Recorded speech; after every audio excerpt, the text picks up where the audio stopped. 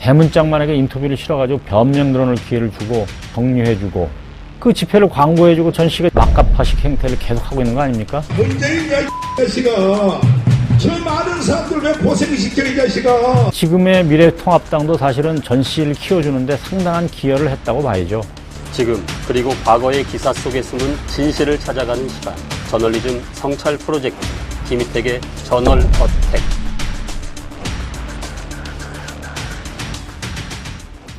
안녕하세요, 김희택입니다.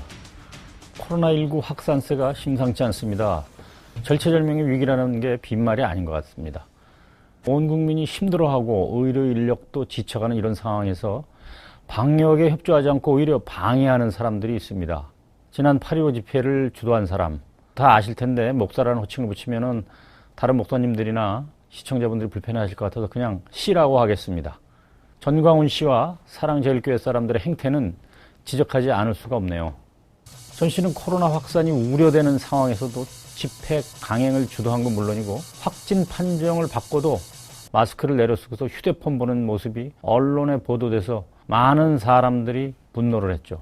입원한 뒤에도 유튜브 방송을 통해서 우리 교회를 해체하려고 하는 비밀 문서가 있는데 지금 북한에서 지시를 하고 문재인 대통령이 북한의 말을 그대로 받아서 정상을 제거해야 된다. 이런 말을 다 해왔고 역학조사하는데 자기 움직인 동선까지 거짓말로 적었다는 그런 보도까지 나왔어요.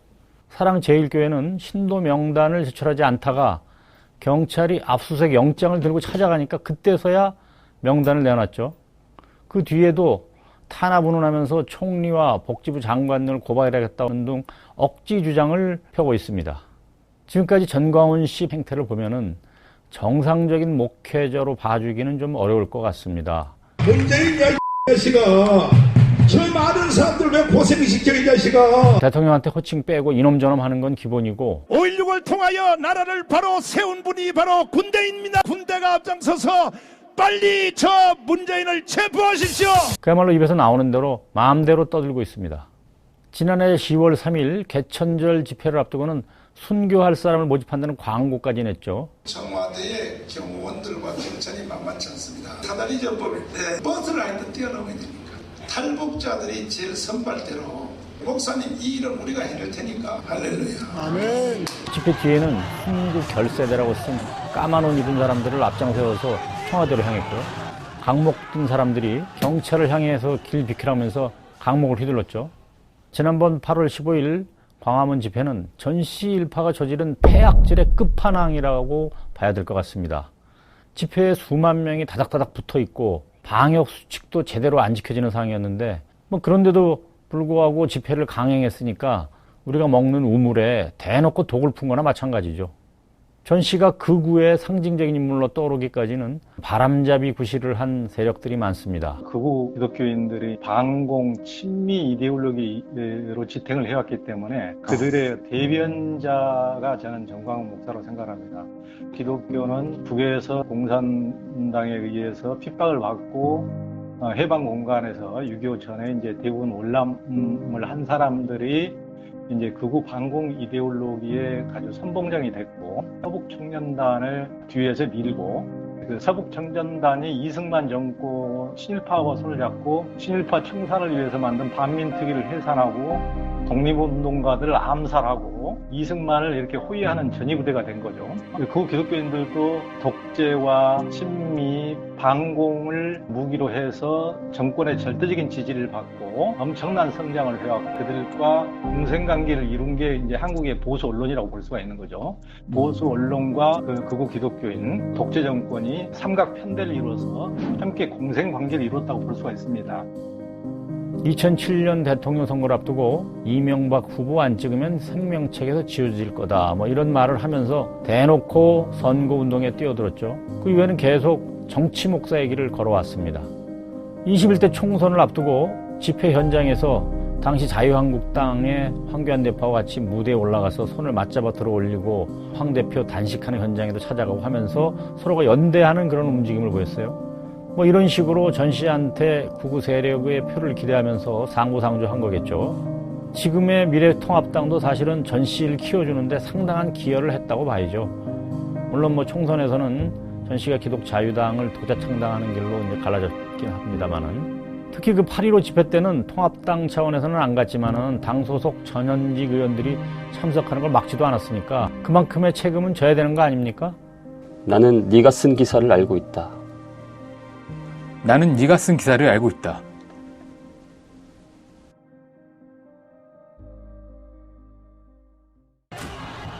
(10월 3일) 광화문 집회에서 강목을 휘두르는 폭력 사태가 벌어져서 정부 여당이 폭력과 막말이 난무했다 그러면서 비판을 하고 총리도 법에 따라 처리하겠다.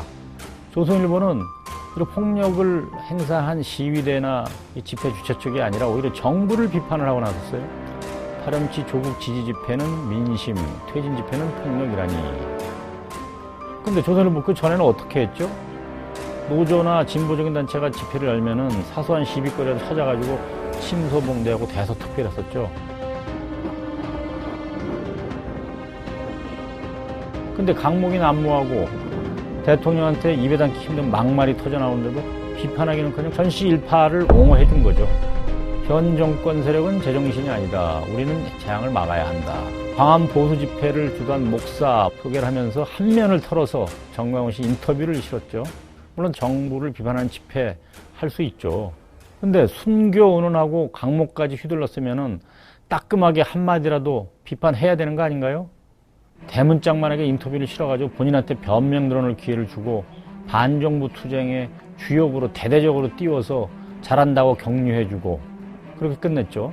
이런 식으로 하니까 전 씨가 지금까지 궤변에 막말에 막가파식 행태를 계속하고 있는 거 아닙니까? 이번 8.15 집회 때도 마찬가지죠. 8월 18일 조선일보 사설 볼까요? 전 목사 행태나 여의 정치적 비난 모두 방역에 도움 안 돼. 코로나 확산시킬 걸 뻔히 알면서 집회를 강행했는데 여기에 양비론을 내세우는 게 맞나요? 전 씨나 참석자들에 대해서는 방역당국에 알리고 조사에 임해야 한다. 점잖게 한마디 한 것 뿐이고 비판은 눈 씻고 찾아봐도 없어요. 오히려 전 씨 일파를 반사회적, 반국가적이라고 비난했다면서 여권을 비난하다 초점을 맞췄죠. 중앙일보 사설하고도 비교가 되죠. 전광훈 목사가 협조해야 제2신천지 사태 막는다. 다음 날도 마찬가지예요. 죄인으로 몰면 숨는다. 방역 흔드는 낙인 찍기.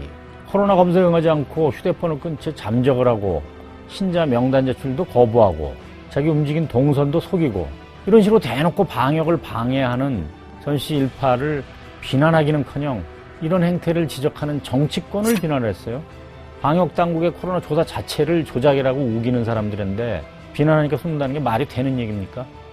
8월 22일치 사설에서 한마디 했는데 역시 양비론을 취했어요. 전 목사 신도 명단 즉각 제출하고 정권은 정치 이용 말아야. 유력 언론사라고 하는 데서 이런 식으로 보도를 하니까 정광훈 씨 일파가 기가 차서 아직도 방역을 회방 놓고 극우 유튜버들은 병실에서 방송하면서 정치 수용소니 뭐 운운하고 음식을 타박하면서 정부나 의료진까지 조롱하는 거 아닙니까?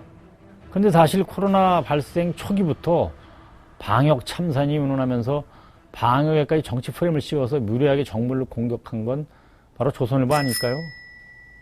환자가 몇 명 나오지도 않던 2월 1일부터 방역 참사 뭐 운운하면서 호들갑을 떨었죠. 근데 그 이후 내내 정부가 중국 눈치 보는 바람에 중국발 봉쇄를 하지 않아서 코로나 확산시켰다 그런 주장을 했죠. 신자 명단 감추고 방역 방해하는 신천지는 내버려두고 정부 비판에만 집중을 했어요. 지금이랑 비슷하죠. 중앙일보 같은 경우도 이 문제에 대해서는 조선일보랑 비슷한 주장을 폈고요. 이 언론들이 정광훈 씨 같은 인물을 감싸고 8.15 집회를 옹호하고 있는데 방역 문제에 정치 잣대를 들이대서 정략적으로 접근하고 있기 때문이 아닌가 저는 그렇게 봅니다. 광복절 집회에 광고 얘기를 안 할 수가 없네요. 광고 지면은 기사가 아니니까 신문 논조하고 다른 내용의 광고가 실리는 경우도 있죠. 물론 한겨레도 예외는 아닙니다. 그렇지만 광고가 결국 지면에 실리기 때문에 광고 게재 여부를 판단하고 그에 따른 책임을 지는 것은 당연히 신문사죠. 광복절 집회를 앞두고 전 씨를 비롯한 태극기 부대들이 대대적으로 광고를 냈어요. 민주언론 시민연합에 따르면 7월 15일부터 8월 15일까지 한 달 동안 조중동 모두 36차례 8.15 집회 예고 광고가 실렸다고 합니다. 코로나 확산이 심각해져서 서울시가 8월 13일에 집회 금지 행정명령을 내렸는데 그 직후인 8월 14일과 15일째 조선일보 모두 3개 면을 할애해서 집회 광고를 실어줬어요. 물론 동아일보나 중앙일보보다 횟수도 많고 광고면도 넓죠. 광고 문화를 보면은 모든 국민은 광화문에 갈 권리가 있다. 제 발로 다니는 국민을 처벌할 수 없다. 뭐 이런 식으로 대놓고 금지 명령 자체를 부정하는 내용들이죠. 결국 그 결과로 전국으로 코로나가 확산됐고 국민의 건강과 생명을 위협하는 상황이 초래됐습니다. 그런 상황을 알면서도 광고를 실은 언론사는 당연히 그에 따른 책임을 져야 되는 거 아닌가요? 게다가 집회 뒤에도 계속해서 정부가 집회 참가자들한테 검사를 강요해서 확진자 수를 확대하고 있다. 뭐 이런 식의 가짜 뉴스를 실은 광고까지 또 실어서 퍼뜨려졌죠. 물론 신문 광고 윤리 강령이라는 게 있는데 광고 내용이 공공질서나 미풍양속을 해서는 안 된다 그렇게 돼 있죠. 이 광고들 이상으로 공공질서와 국민 건강, 생명을 위협하는 광고가 또 어디 있겠습니까? 여기서 이 광고 한번 보실까요? 조선일보 2009년 12월 3일치에 실린 광고입니다. 북쪽의 사조직인 우리법 연구회는 해체해야 합니다. 종북세로 햇볕 정책을 비판하는 광고도 실렸죠. 이게 전부 다 국가정보원이 자유진보연합이니 뭐 자유제, 대한지키기 국민운동본부니 뭐 이런 극우단체에 돈을 줘서 쉽게 한 여론 공작용 광고예요. 문재인 정부 출범한 뒤에 국정원이 자체 조사하는 과정에도 다 이 사실이 드러났습니다. 결국 유력 언론사들이 국민을 상대로 한 정보기관의 여론 공작에 지면을 내준 거죠. 그런데 이 사실이 공개된 뒤에 어느 언론사고 한마디 사과한 적이 없습니다.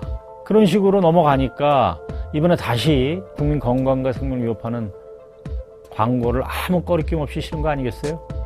지금은 코로나로 온 국민이 절체절명의 위기를 겪고 있습니다.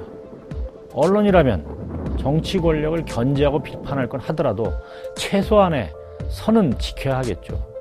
그런데 코로나 확산시킬 게 뻔한 집회 광고를 실어준 것도 모자라서 이들이 퍼뜨리는 가짜뉴스까지 대대적으로 홍보해주고 정부 비판하는데 혈안이 돼서 방역 회방 넣는 입장까지 감싸고 키워주고 그래도 되는 겁니까? 이번 집회 때문에 코로나 확산돼서 수많은 생명과 건강을 위협하고 막대한 혈세가 낭비됐다면 그 집회를 광고해주고 돈까지 받은 언론사에는 후상권을 청구하든지 해서라도 그에 걸맞는 책임을 물어야 한다고 봅니다. 성찰합시다.